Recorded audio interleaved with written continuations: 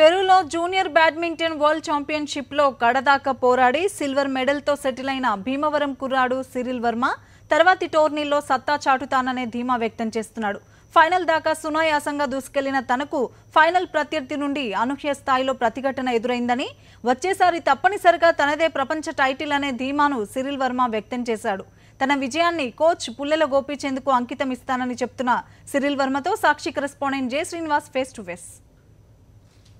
World junior ఛాంపియన్షిప్లో silver medal గెలిచిన సిరిల్ వర్మ హైదరాబాద్కు వచ్చారు. అతను ఘన స్వాగతం లభించింది. చాముండేశ్వరరావు ఇందాక చూసాము, అతను 2 లక్షల రూపాయల క్యాష్ ఇచ్చి ఎంకరేజ్ చేశారు. ఈ నేపథ్యంలో సిరిల్ వర్మను అడిగి అతని గేమ్ గురించి, అతని జైత్రయాత్ర గురించి తెలుసుకుందాం. Cyril, congratulations. Thank you so much. Cyril, చెప్పండి, ఈ గేమ్ ఎలా జరిగింది వరల్డ్ ఛాంపియన్షిప్లో? యాక్చువల్లీ చాలా పెద్ద టోర్నమెంట్ అండి. యాక్చువల్లీ ఇయర్లీ ఒకసారి వస్తుంది. సో 90 యాక్చువల్లీ సెలెక్ట్ అవ్వడమే చాలా కష్టం. ఇండియాస్ నెంబర్ టాప్ 3లో ఉండాలి. సో వెళ్ళిన తర్వాత actually team when we got 9th position. Actually తర్వాత from my draw was very tough. Actually every 9th seed, 3rd seed కంటిన్యూస్గా సీడింగ్స్ ఉంటూనే ఉన్నాయి. So I didn't thought that they are equal play to us. They little strong because the genetics will be there strong. But కొంచెం స్మార్ట్గా ఆడితే అందరిని కొట్టవచ్చు. Actually అందరినీ try చేసా, కానీ ఫైనల్స్ దాకా when I win with some 9th seed, so I got confidence to play with again world number 1. So after that win, so I played better matches than before. So I won quite comfortably in quarters and semis also. Finals I won. First game also I won easy only, 16 or 17. Second set he was like, he has little experience also. He won couple of tournaments in seniors also. So I might be played better maybe. Just like కొంచెం ఆలోచించడం కూడా లైట్గా కొంచెం disturb అవ్వడం కూడా అయింది. So అంటే మీరు ఒక గేమ్ గెలిచిన తర్వాత ఫైనల్లో మరొక గేమ్ గెలిచి ఉంటే వరల్డ్ ఛాంపియన్ అయ్యి ఉండేవాళ్ళు.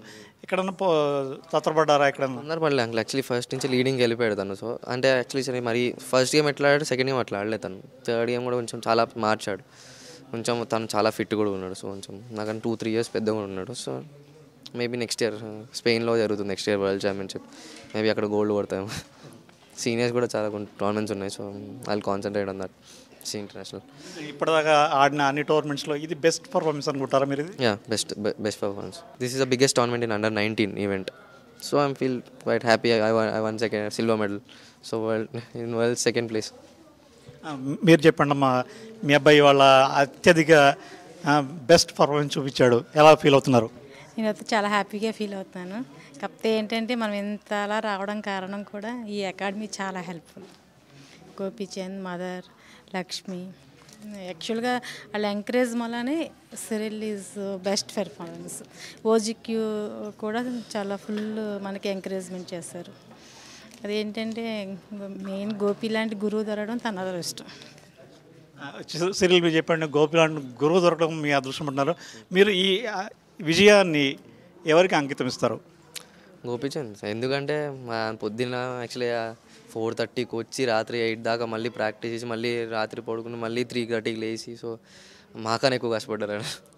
So this title goes to Gopichand sir and his family. మీ జీవితాశయం? Olympic champion. గోపీచంద్ సార్ 2001లో గెలిచారు. After 20 years I want to win that tournament. Maybe all England champion తను కొట్టిన 20 years నేను కొట్టాను. 2020 my target. And I want to be Olympic champion 2020 అని think. Congratulations. Thank you sir. ఇది సిరిల్ వర్మ చెప్తున్నాడు. తన జీవితాశయం ఒలింపిక్ గోల్డ్ మెడల్. అదే మాదిరిగా all England badminton championship Gopi మాదిరిగా తను కూడా విజయం సాధించాలని భావిస్తున్నారు. ఏదేమైనా సరే గోపీచంద్కి ఈ విజయాన్ని అంకితం ఇస్తున్నానని చెప్తున్నాడు ఈ శిష్యుడు.